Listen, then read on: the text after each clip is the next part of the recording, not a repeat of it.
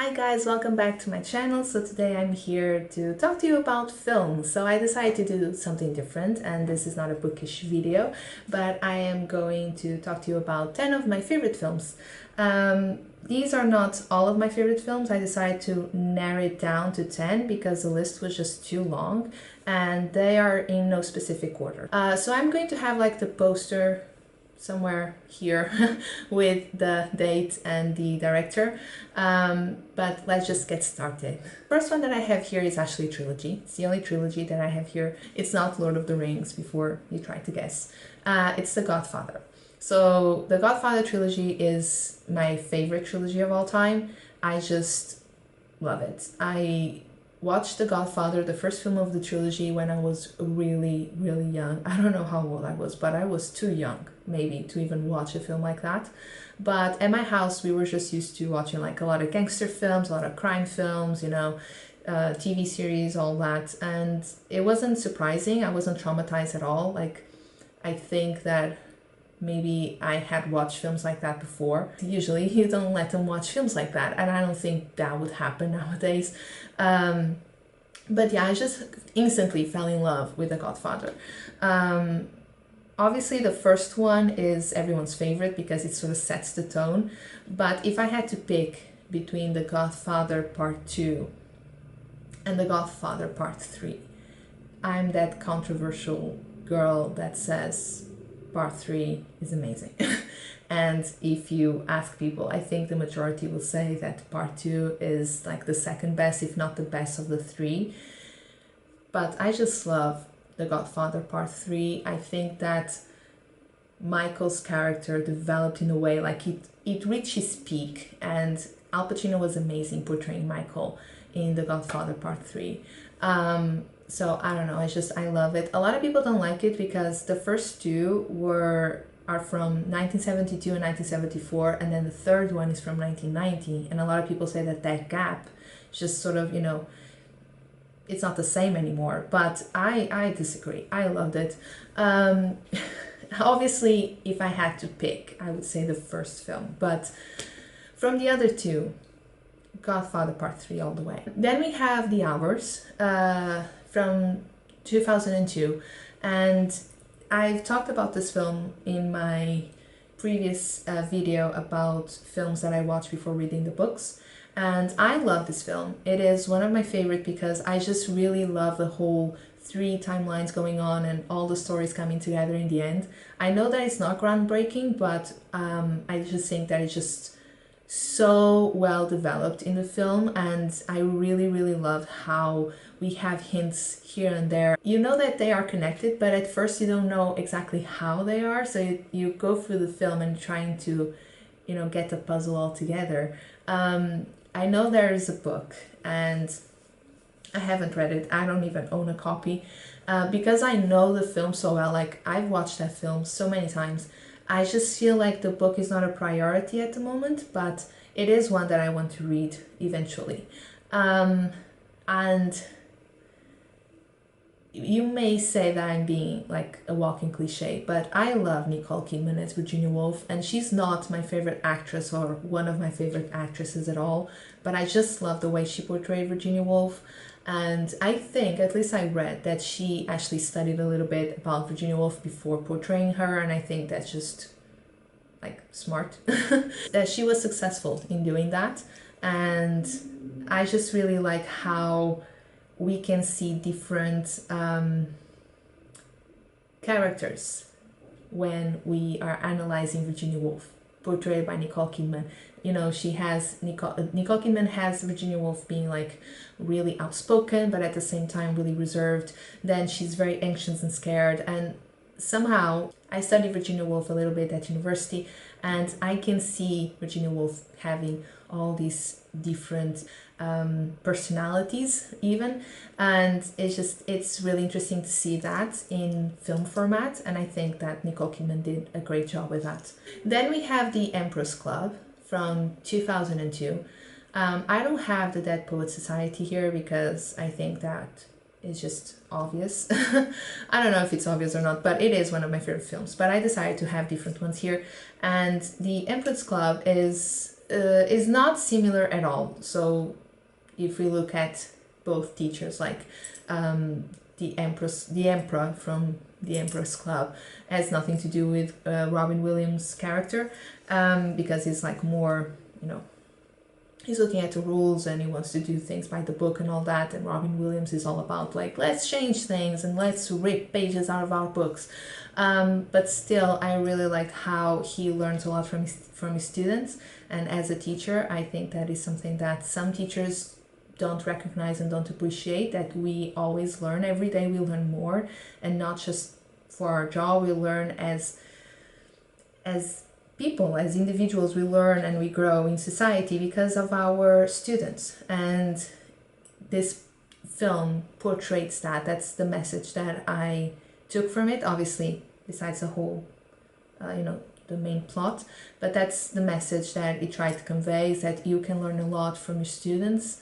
And it's just, I think if you are a teacher, you will understand why this is important, and maybe why this film is so important to me. Then we have Carlitos Way from 1994. So again, another film with Al Pacino. Al Pacino is my favorite actor. I don't know if I mentioned this before or not, but he's my favorite actor of all time, hands down. If Al Pacino is in a film, I'm going to watch it.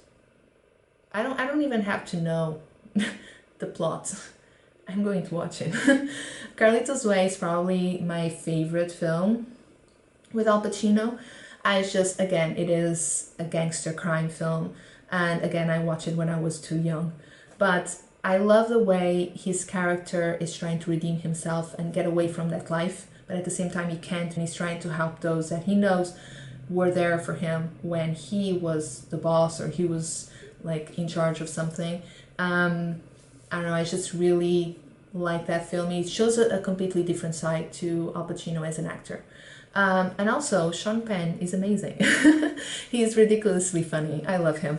I have a lot of films that I like with Sean Penn. Sean Penn is an amazing actor. And when I was a kid, I didn't know him. And then years later, I was like, my God, that's Sean Penn.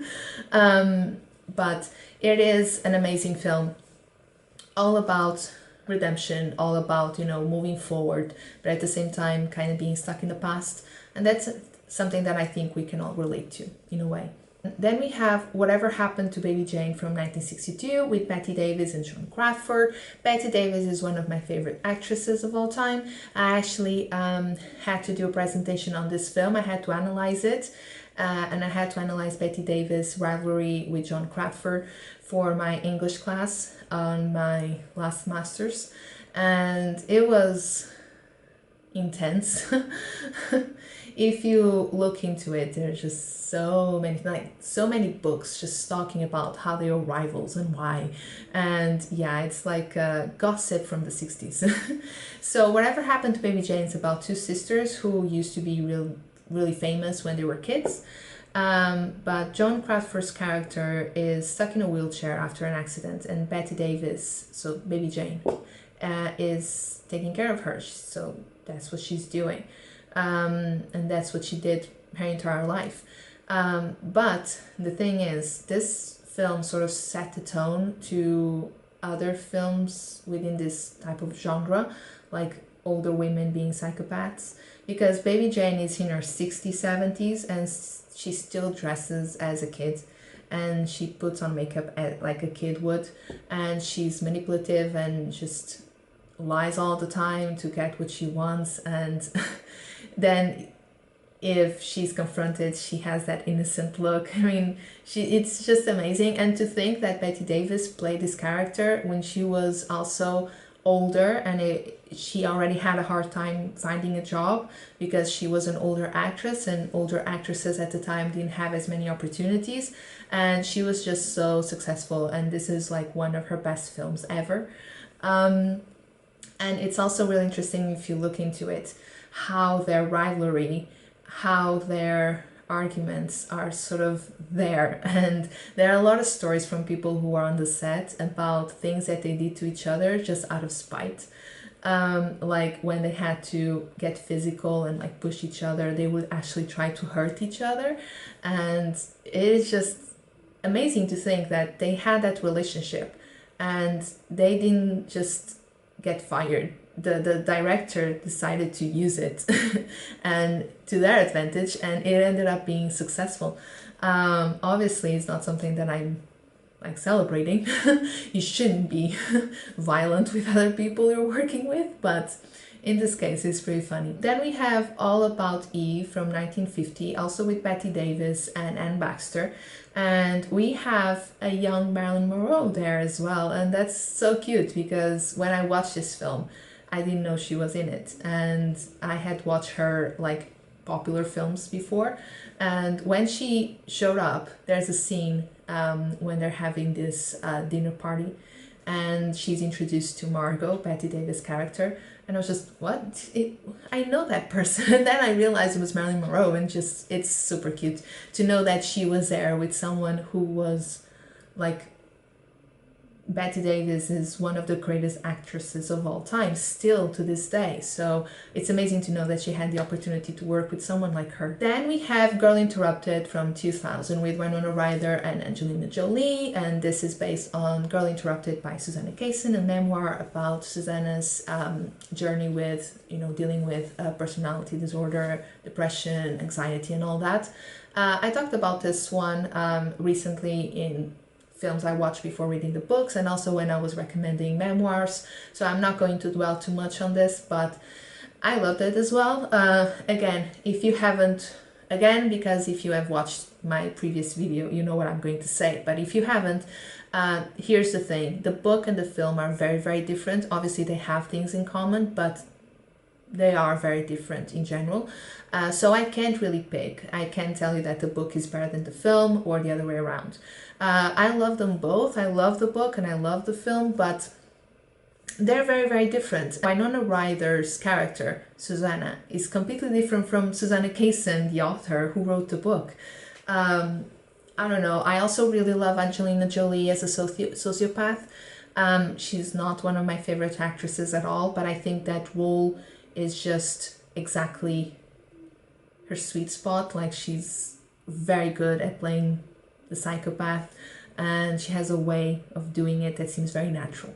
But anyway, give it a go and tell me which one you prefer. Tell me if you prefer the book to the film and why, because I'm just really interested in knowing your opinion on this subject. Then we have Prozac Nation with Christina Ricci. Again, I love the book, but I watched the film first, and I can't really choose. I really, really like them both. The film is like very dear to me because I watched it before I started university, and it took me a while to get the book, so I just looked at the film as being like super interesting and an account on how university can sometimes get out of hand. Obviously, it's set in the 80s and I started university in 2009, so it's not the same thing, but still, I really enjoyed it, and I think Christina Ricci is an amazing actress, and again, she played the part so well. To this day, like, watching the film, I can see Elizabeth Hertzl there, and I don't think that's easy to do. So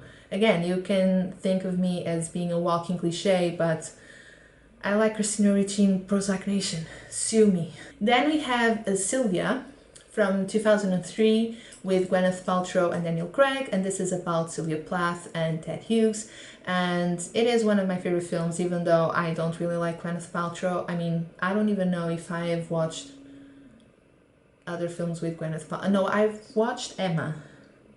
I watched Emma based on Emma by Jane Austen, but I don't know. I don't know if I've watched more films with Gwyneth Paltrow, and she's an okay actress, but like, I haven't seen anything that just blew my mind.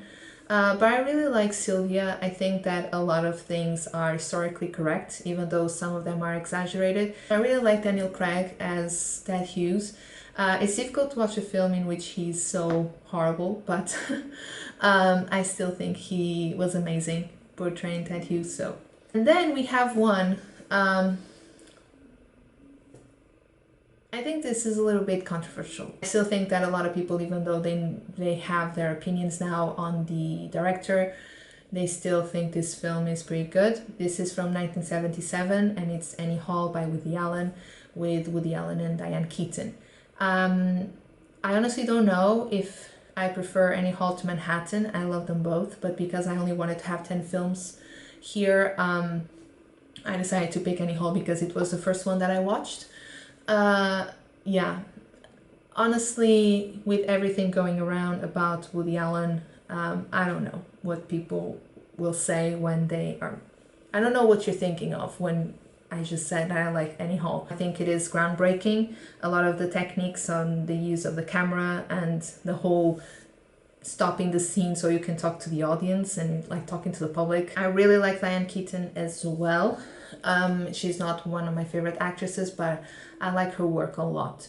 And Annie Hall is just, it was my first film by Woody Allen. But I don't know if I prefer Manhattan or not. I think Manhattan is just beautiful on its own because of the whole black and white New York thing. But I can see both characters being very similar. I prefer Annie, so Diane's character Annie, to her character in Manhattan, but Woody's character is very similar, I would say. I actually watched Manhattan a couple of months ago with my boyfriend. He had never watched a film directed by Woody Allen and with Woody Allen, and he enjoyed it. It's not his type of film, but he ended up enjoying it a lot. I really like the criticism in his films. But again, I'm just talking about the film. I don't want people to get it wrong and start like commenting about the whole controversies around him, because that's not what this video is about. I'm just talking about the film, and I think that a lot of people like this film. It is still a very popular film, as well as Manhattan. So okay, so those are the 10 films. One of the films is a trilogy. Those are 10 of my favorite films. Do you know all of the films that I mentioned? Because The Empress Club seems to be not unpopular, but just not well known. I think that's one of the like recent contemporary films that I have here that a lot of people don't know. And then we have Whatever Happened to Baby Jane and All About Eve that maybe you're just not familiar with. Again, I used to watch a lot of old films growing up. I don't have a lot of friends that know about older films and they don't have an opinion and they just don't feel like watching them because, oh, they're old and boring. I have a different opinion. I think they're amazing. So let me know. Let me know if you have watched any of these films and tell me your opinion. Are they your favorites? Do you hate them? Why? And that's it for today. I really hope you're well and I'll see you on my next video. Bye!